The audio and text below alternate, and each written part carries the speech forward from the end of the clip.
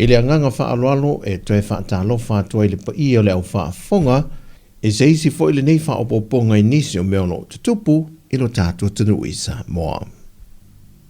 O le tae o nei le tūlai afoliva o le atoe taua o fia i le fontanga le pāle mene, o se pepo whaamtalanga po se whaasisilanga whalawai tele lo fisal whailautusi le fono a wau whai tūla fono, o lo whai loa me i le tūla fono tau whaofi, o le a whaofi atu i le fono a wau whai tūla fono i le so, e tu sai mal tūla fono tu mau le pāle mene, o tu i nā tuai le whaasisilanga whalawai tele, le whaofi atu le o le fono a wau whai tūla fono lana fontanga, o le a amtalia le i le aso lusa fulma le fitu o mea lua fe lusa fulma le lima, o le tūla fono tau whaofi, o le whanta wina o tupe lua fe lua se fulma le lima, lua fe lua se fulma le ono. Wa le toe pomale i le whaafonga ma le sila mai moa le tātua tanu i lo langi ma Sāmoa nei. Le mata aupu sa tu le mata i eile to o tele le mamalo le atanu, i le manatu e tua lua i le whaamasinonga le tua leo leo, ma le isi tua o nisi o tamali o le atanu e to ono, o lo whaasanga i ei maua le tua leo leo, i le aunga e tasi o le sa i lia leo le amia tonu, i le maliwa o se tasi o aloa onga le atunu, i a aperila so lua se fulmal tasi, i le tausanga lua fe lua se fulmal tasi, leo o mai le so, e le i whaamautuina le tangata po i lātou foi na maliwai. E fola sanga o le mata opu le asone na fili whaamasinonga, na whailo ai maua le komisino mtanga ruenga o leo leo, o ia fwoi leo se tasi o mori mau au tua le tua leo leo. Na ia whae loa i le whaamasinonga se tasi o vaenga o lana mori mau. Le whanau nau ta inga o le fionga le whaipule e sa a vea masui minista o le mtanga ruenga o leo leo. Le fionga a whipule e whai matasua. E na ia tui nātu ia te ia whaamau mongo su e su enga leo leo i le mta opu e le maliwa le antari ia tu au.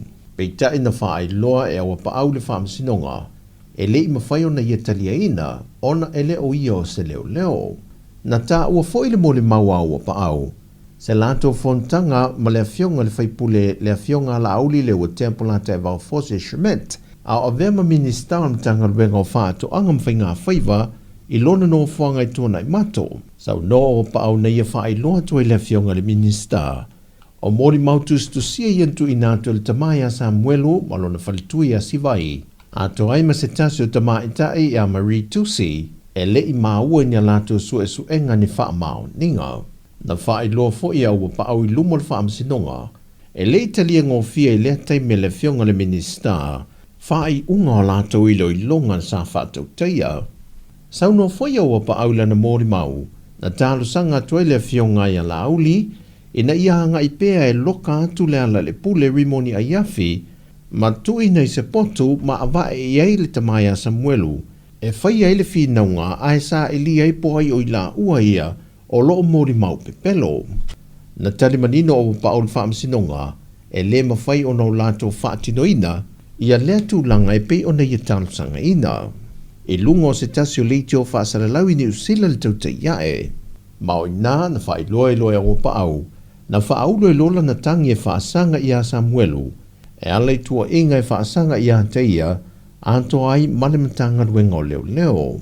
Sau noa wa pa au le whaamasinonga, o ia tua inga wa fisiringia e le ngata e lana mtanga ruenga, o lana e ka lesia, o lona nuwe o fo i lona a inga, lona whaamaoni e meise o le taita inga o le mtanga ruenga o leo leo. Ai na fisiringia fo e le loi o lo tu lae mo le tamaya Samuelu mo lona whalitua ia sivai, ma le tamaya li o whatau malama le komisino mtanga ruenga o leo leo ia ua pa au.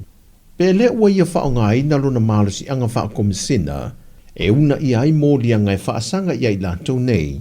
E meise o su e su enga sa whatau tei e li o whatau malama. Pe le sa te tau ana wha aluina se teimi e ilu ilu ai ia mauma wha amtalanga fōu, ua tui nātu i le mtanga ruenga. Sa fisiringi e fo i le tamai ta ilo ia ua pa au. O le iai leo lona ia fete na i le mata upule nei, e ala ila na tangi na whaia e whaasanga ia Samuelu. Peitai na te ena e awa pa au, e le aisa na ia fete na i o loo iai, ona o le mata upu, sa whaatino le vaenga sue sue, a le matanga ruenga o leo leo. E leo mai le fina ngalo le fionga le teitai o le vanga whaapu whai le whaatua tuile tua Sāmoa tasi, le fionga la auli le watepo la te vau fose Schmidt, le fautuanga tustusia watu e nanto le ofisa le loia sili, e whaantatau ila natangi lea e whaasanga i le teitai o le tua ngai, tu la epa lupe soli aisa i le malia le ngoi, a to ai malwhailau tuse le HRPP e a leala le pule rimoni a yafi, e tua ingo no lato whai e se tasio whai pule o le pāle mene. Peitai, na whai loa le tari mai o le ofisa le loa i sili, e le o lava mori mau, e langolango i na aila na tangi.